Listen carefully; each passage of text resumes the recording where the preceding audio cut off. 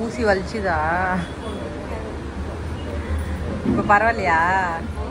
எங்கே போட்டாங்க ஊசி? பின்னாடி போட்டாங்களா? ஸ்ரீவாணிக்கு எத்தனை ஊசி போட்டு இருப்பீங்க நீங்கள்?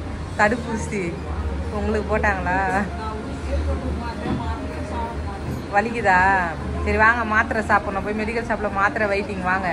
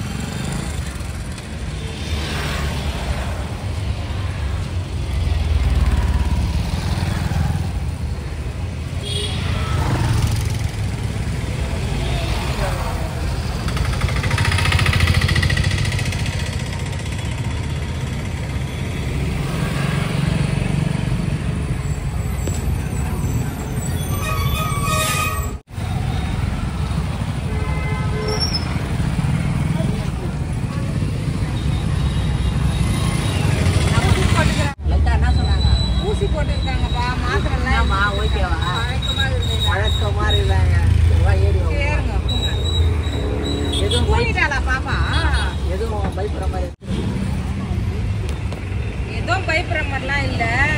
அவங்களுக்கு வந்து அம்மாவுக்கு வந்து 50 வயசு ஆயிடுச்சுல, பீரியட்ஸ் நின்று இருக்குல்ல, அதனால அப்படிதான் இருக்கணும். இன்னும் குழந்தை தூங்க வச்சுக்கிறீங்க?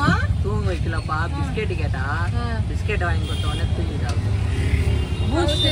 போடுமா ஸ்ட்ரென்த்தானா நல்லா ஒன்றும் பிரச்சனை இல்லையா, உடம்பு நல்லா தான் இருக்குதா.